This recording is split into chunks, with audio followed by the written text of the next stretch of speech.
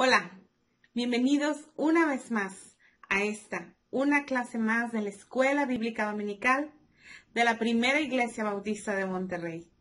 Mi nombre es Marisela Huerta y estoy muy contenta de poder estar aquí con ustedes y aprender un capítulo más de los mandamientos de Jesús. Comenzamos.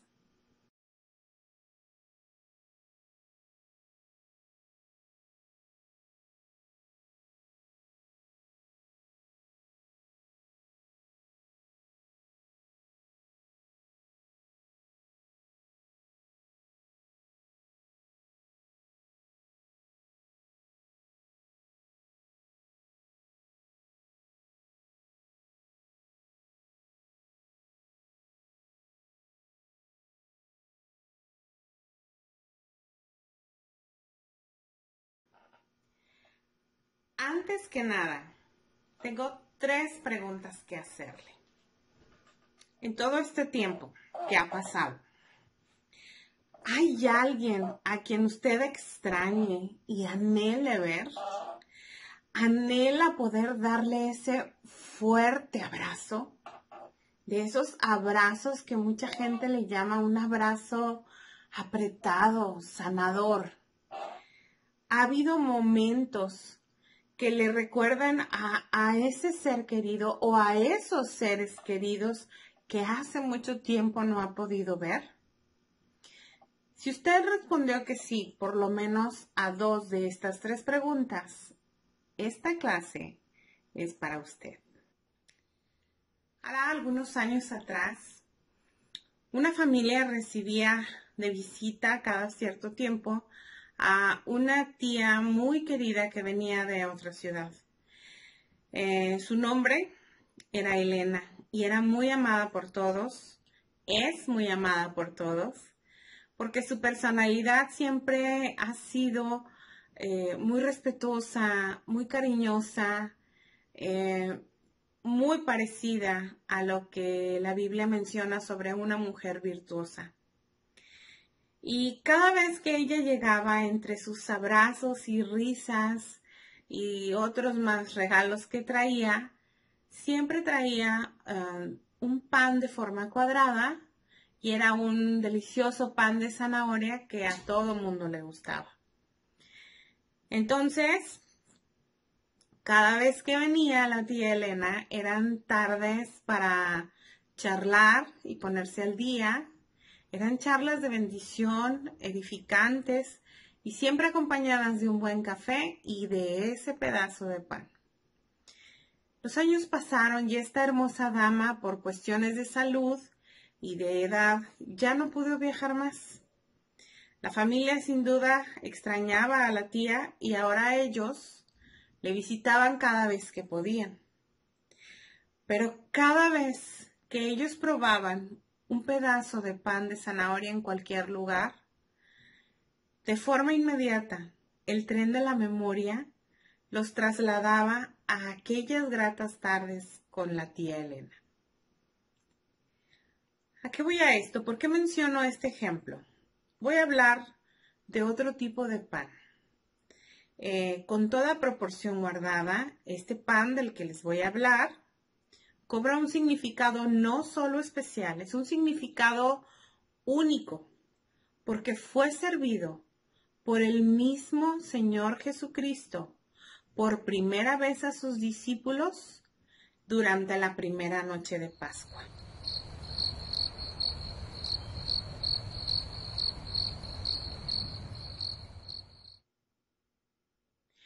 Al instituir este memorial, Jesús nos lleva a realizar 3 acciones. La primera, mostramos obediencia a un mandato divino. El Señor dijo: tomad, comed, esto es mi cuerpo, que por vosotros es partido. Haced esto en memoria de mí.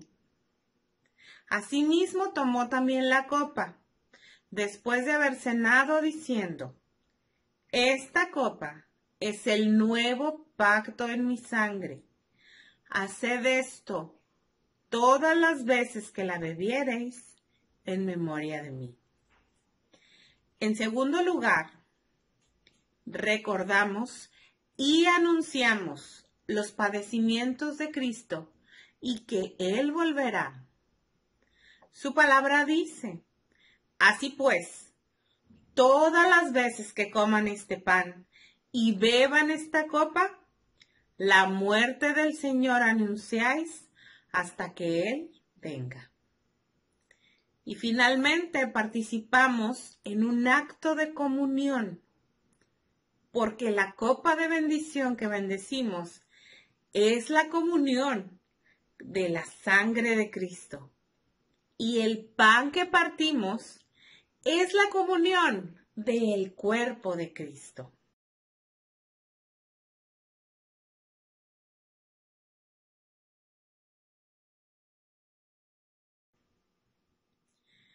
Entonces, más que un mandamiento, la cena del Señor es una ordenanza.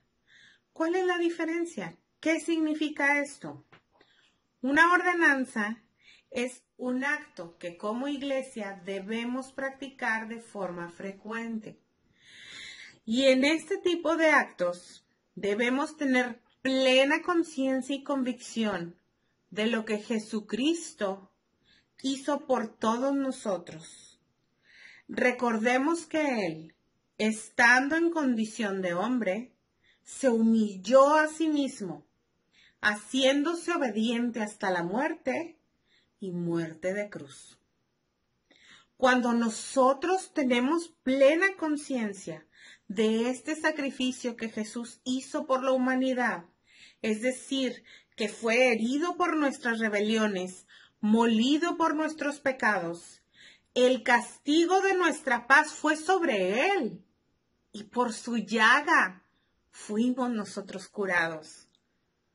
Cuando entendemos esto, es cuando comenzamos la vida de obediencia al Señor. Primero con el bautismo y después con la celebración de la Cena del Señor.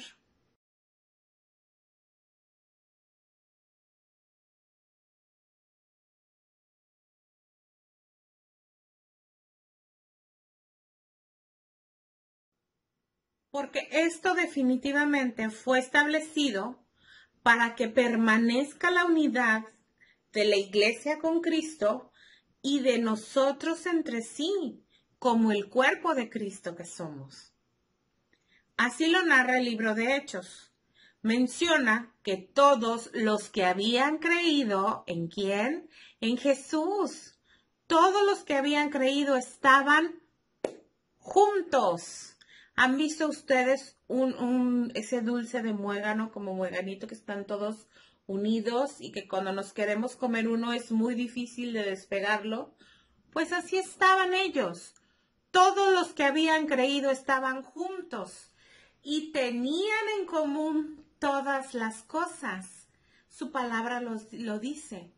El Señor nos hace de un mismo sentir.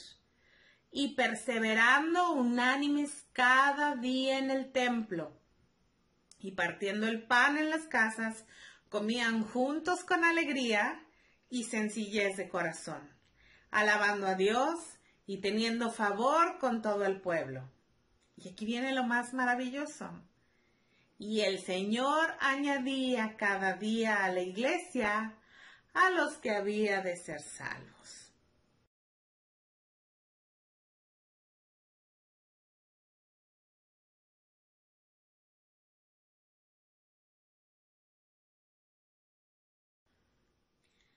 Ahora bien, ¿con quiénes estableció Jesús esta segunda ordenanza?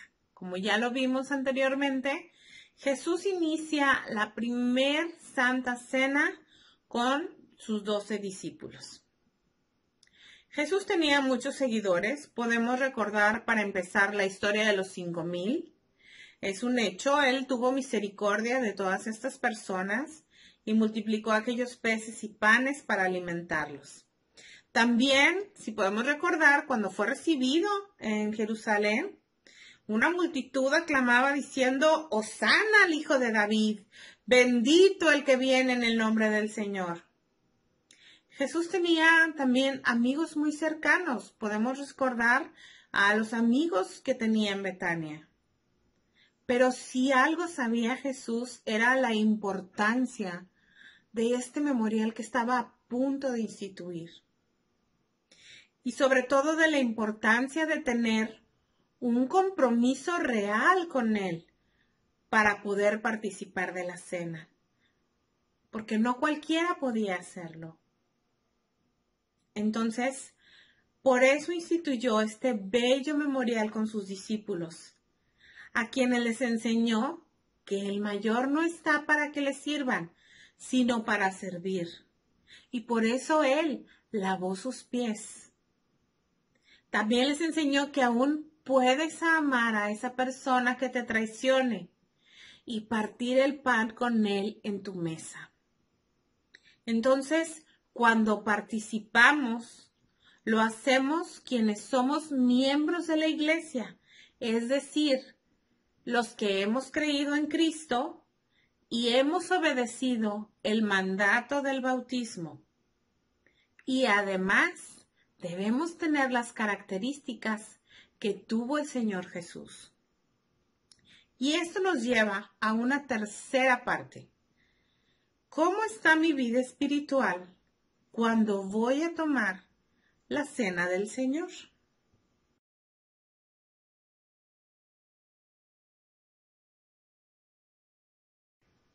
Para saber cómo está mi vida espiritual cuando voy a tomar la cena del Señor, aquí viene una palabra que todos debemos tener siempre en mente. Autoexamen. Autoexamen. Me examino a mí mismo. No es examen al prójimo, ni revisar cómo está su vida espiritual, ni hacer juicios de cómo se atreve X persona a tomar la cena.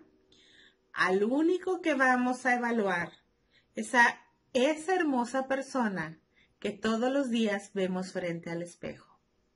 Me evalúo a mí mismo.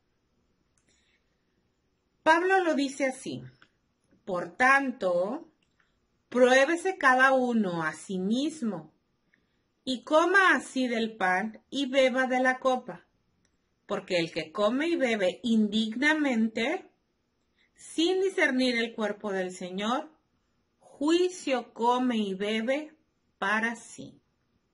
Tenemos que tener mucho cuidado de cómo no está nuestra relación con el Señor y nuestra vida espiritual cuando vamos a participar de este memorial.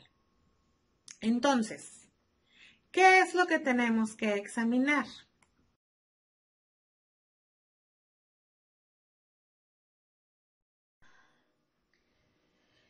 Entonces, ¿cómo nos vamos a autoexaminar? Antes que nada, no podemos hacerlo en nuestra propia mente ni en nuestra propia sabiduría. Siempre tiene que ser a la luz de la palabra. Y lo primero y lo más importante es reconocer que somos nuevas criaturas en Cristo y que todos nuestros pecados ya fueron perdonados. 2. Reconocer que todo triunfo, todo logro, toda victoria viene del Señor.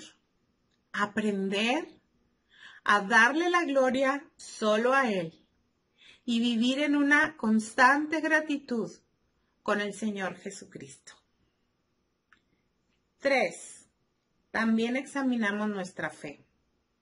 Mucha gente suele decir, no, pues yo tengo mucha fe en que esto va a salir bien. No, hombre, le tengo mucha fe a esto porque yo sé que voy a conseguir trabajo.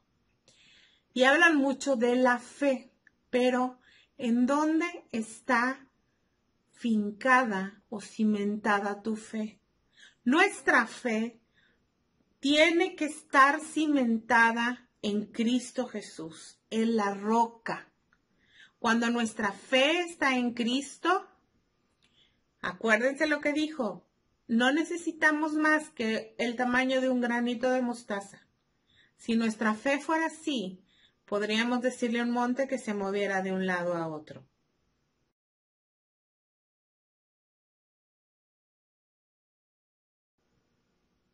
Entonces, cuando nuestra fe está en Cristo, estamos confiando plenamente en que Dios va a hacer su voluntad agradable y perfecta en nuestra vida.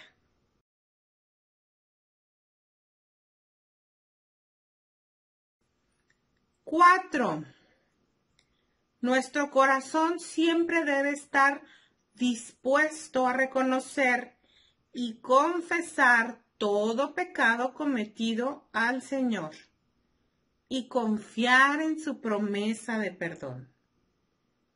5. Nuestra vida debe ser una vida de alabanza y adoración al Señor. Siempre debemos alabar su nombre como el único digno de recibir toda honra y gloria. 6. Siempre debemos estar dispuestos y gozosos para anunciar las buenas nuevas de salvación. ¿Recuerdan a esa persona que llegó un día a hablarles de Jesús? Ese mismo gozo que traía esa persona es el mismo gozo con el que nosotros tenemos que ir y hablar del Evangelio.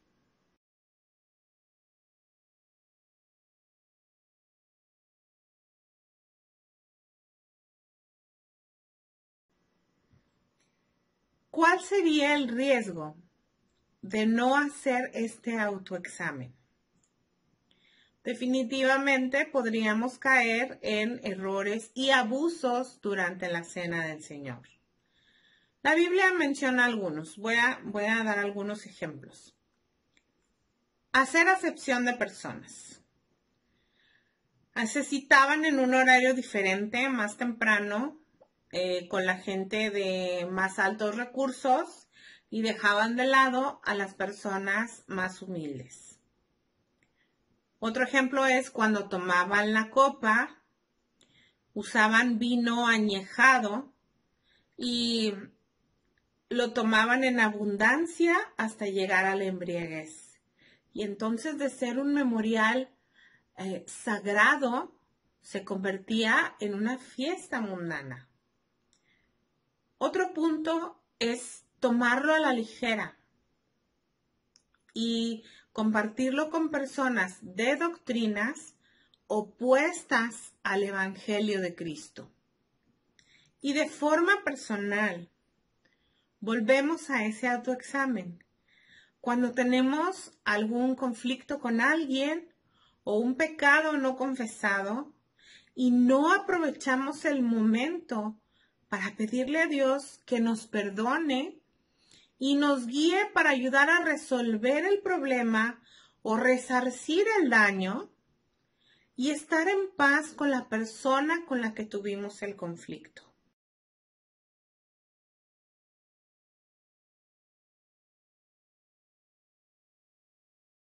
Y bueno, ¿recuerdan las preguntas que les hice al principio? ¿Hay alguien a quien usted extrañe y quiera ver? ¿Anhela poder darle un fuerte abrazo? ¿Ha habido momentos que le recuerdan a ese ser querido o a esos seres queridos que hace mucho tiempo no ve? Así como hoy extrañamos a muchos de nuestros familiares, así como anhelamos vernos unos a otros, abrazarnos, volver a estar en la iglesia, estar unidos en el Señor, la cena del Señor es ese momento sagrado que nos recuerda que Jesús nos amó tanto que se entregó a sí mismo por nosotros. Como aquella familia que recibía a la tía Elena, a quien la edad y la salud ya no le permitieron viajar, y aunque hoy la familia la sigue visitando, cada vez que la familia pruebe un pedacito de pan de zanahoria, recuerdan esos gratos momentos con la tía.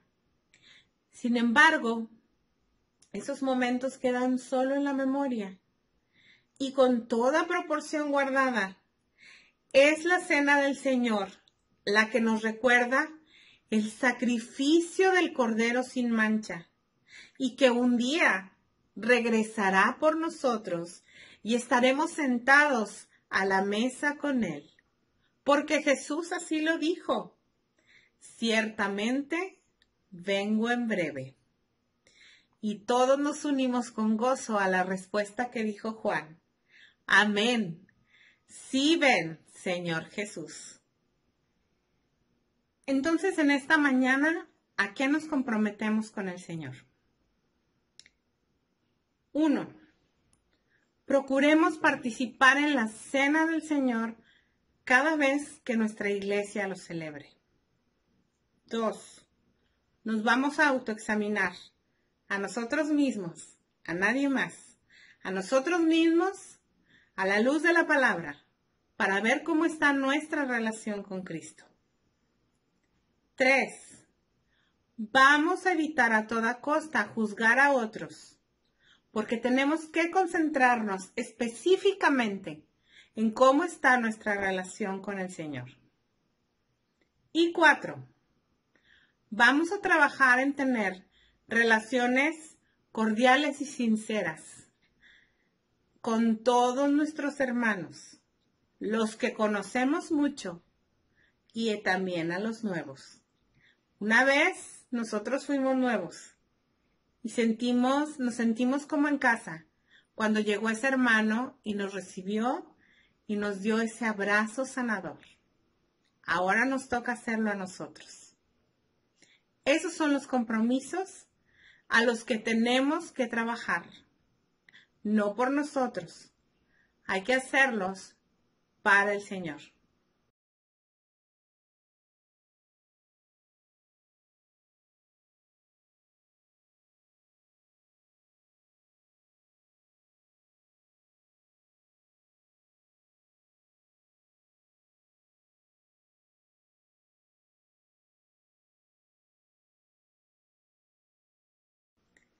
Me dio mucho gusto estar con ustedes nuevamente. Espero que esta clase haya sido tan edificante como lo fue para mí al estudiarla. El Señor les bendiga y espero en el nombre de Jesús poderles ver pronto. Por lo pronto, va un abrazo virtual. Buen día.